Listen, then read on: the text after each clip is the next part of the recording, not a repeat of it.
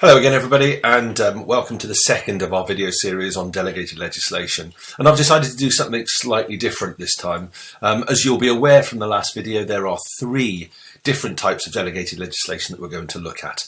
And I've decided that I'm going to do each of them individually. So rather than have one long video with all three in, I'm going to do three rather shorter videos to cover each of the three different types. I hope that doesn't unnecessarily cause you anguish, and if so, and I get a groundswell of complaint, then I will put all three together. But certainly I think they will be more manageable in the bite-sized chunks. So the one that we're going to start with today is orders in council. And orders in council are probably the most complicated to understand. I am going to skim across the surface of orders in council because that's all we need for our understanding at A level. But certainly if you want to read in deeper, then please do. And an order in council is predominantly an historic way of making laws, particularly delegated legislation. So I'll go back to the three main types just so that you're aware, and this is by way of reinforcement. You'll remember from the end of the last video that we have three different types of delegated legislation. You'll also know, as we say, delegated is also secondary. There's a slight exception to that, and I'm going to talk about that when we come to the different types of orders in council. But generally, delegated legislation is secondary legislation, and there are three main types. The order in council, which we're going to look into in this video, the statutory instrument, and the bylaw. And these two will form part of later videos. So, let's start by taking an introductory look to orders in council. And the first thing to grasp is that an order in council is an historic issue. It's an historical law-making power. And historically, the monarch used to rule the country through what is known as the Privy Council. So in older days, in days gone by, the monarch, I've just used any monarch here, obviously this is Henry VIII, just as by way of an image, but the monarch used to rule the country through the Privy Council, of which he or she used to sit at the head. Now, as time has gone on, this is our present monarch, obviously, the Crown's powers have diminished.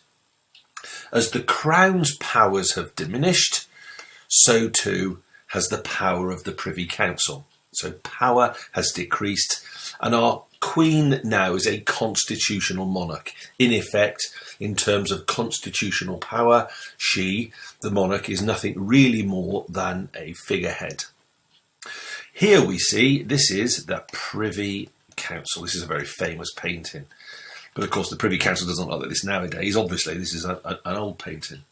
But the one remaining function of the Privy Council is to make orders in council. That's the job that the Privy Council has left. Now, the key thing to remember about orders in council is that they are drafted by government.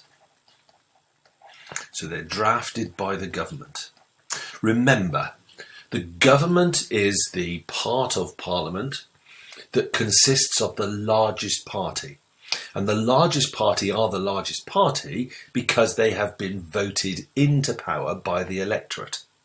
So therefore it makes sense that even though the orders in council are a form of delegated legislation, they are still drafted by the democratically elected government, which means that in terms of an evaluation of an order in council, they still remain or retain an element, and I use the word element advisedly, they retain an element of democratic accountability.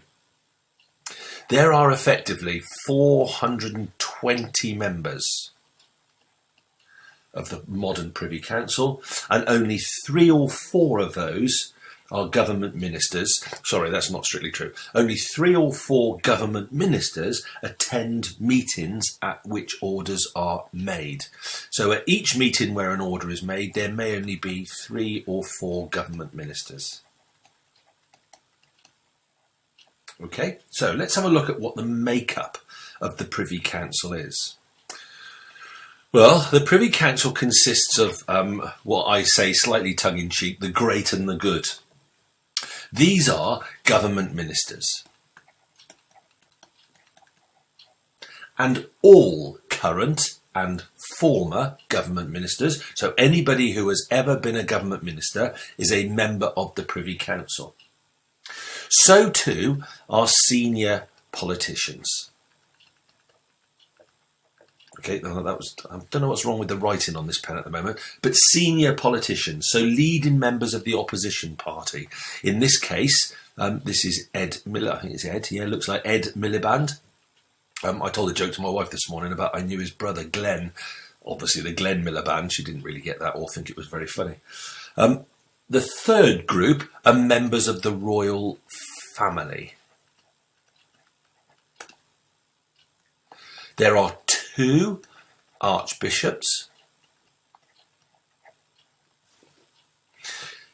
There are some senior judges.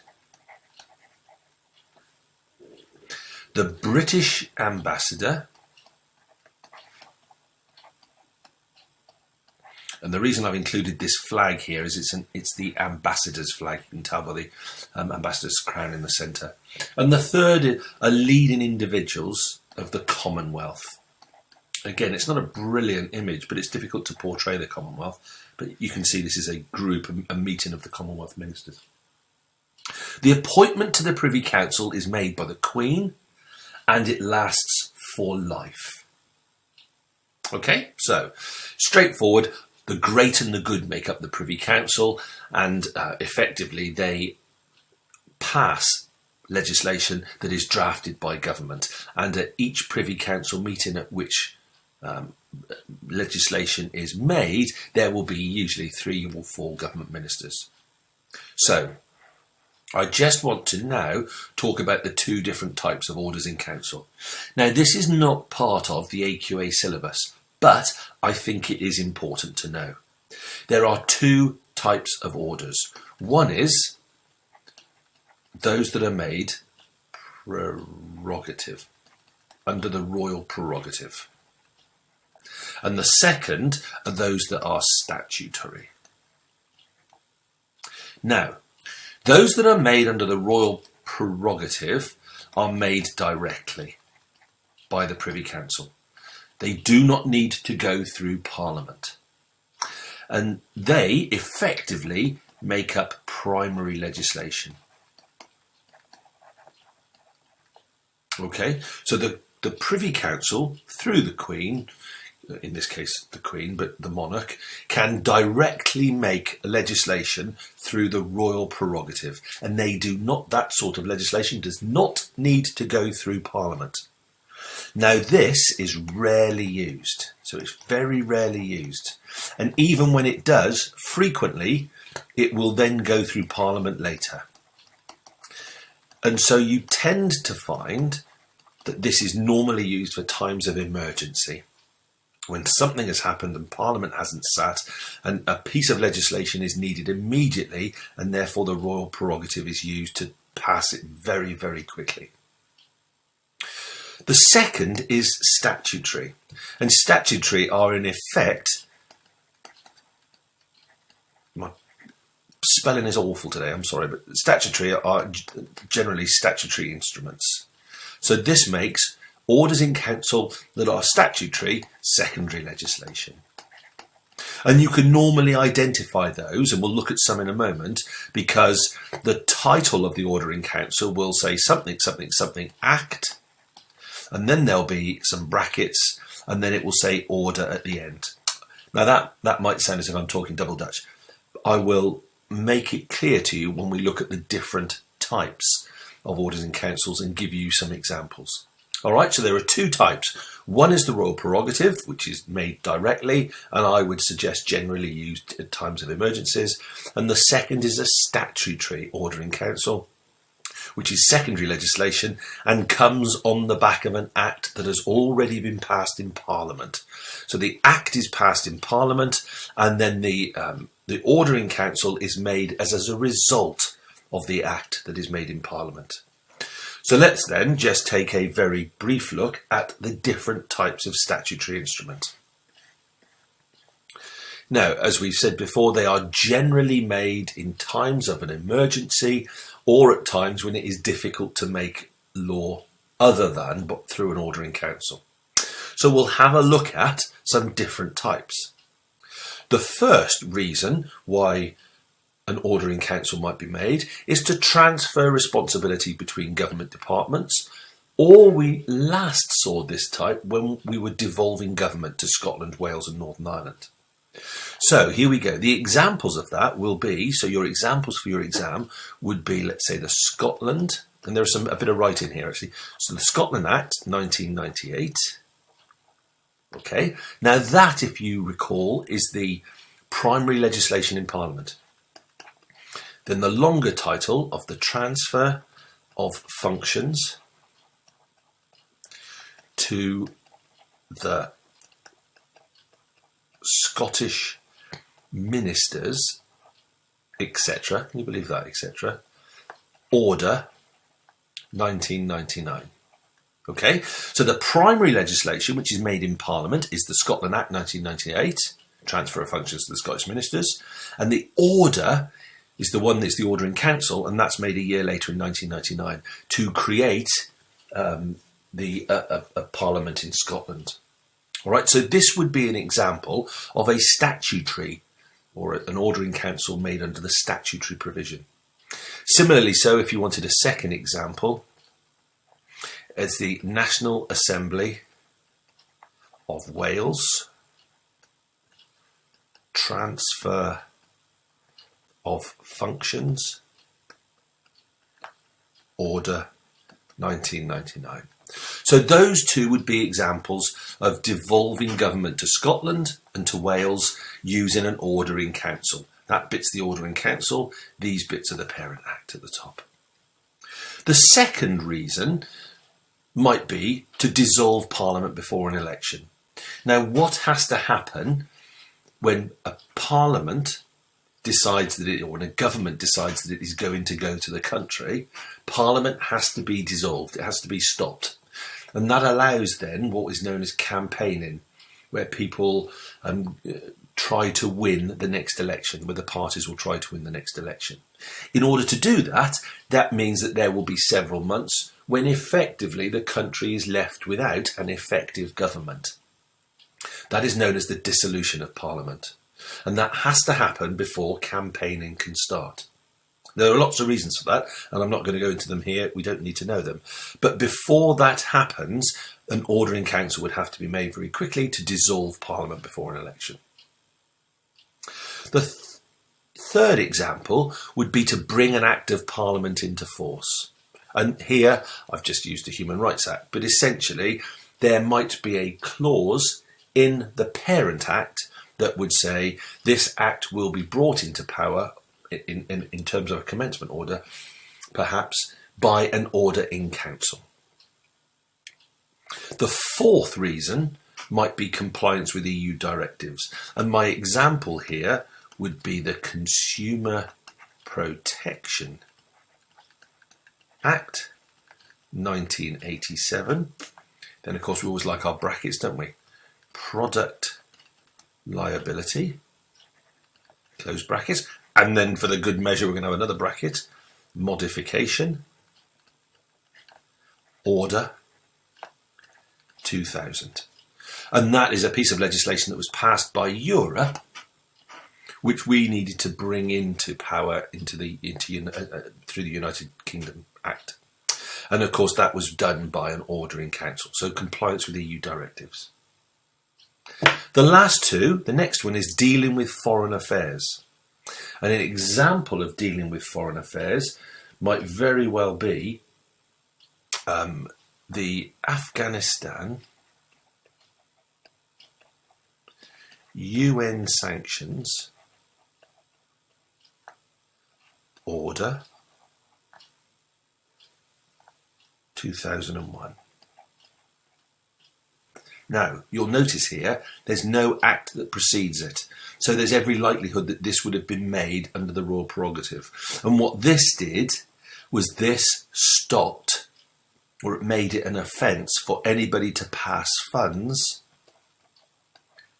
to Osama bin Laden. The final type of, or final reason why an order in council might happen is at times of national emergency. Now, I'm going to stick at the beginning on terrorism, but I'm going to go back to a different national emergency towards the end. So another example here would be the terrorism. Oh, look at my writing, it's awful today. The terrorism UN measures order 2001. And that happened immediately after 9/11, and that made it an offence for anybody to give funds to any terrorist. Not just to Osama bin Laden, but to any terrorist. But it's not just emergencies are not just about terrorism. In 2000, we had a fuel strike in which fuel was not being delivered to the truckers that were delivering it decided that they would go on strike. Now, the likelihood, what that meant was that there was going to be a fuel shortage. People wouldn't be able to get to work and so on and so forth. So the government, through an order in council, passed the Energy Act 1976, Reserve Powers, I am sorry about my handwriting, Order 2000. And what that allowed to happen is that it allowed fuel to be moved anywhere across the country by a number of other organisations, including the military. So what that did is it tried to prevent there being a fuel shortage. National emergencies have also included, orders in council have also been made to cover issues like the foot and mouth disease, where whole swathes of our countryside were hit by foot and mouth and cattle had to be culled.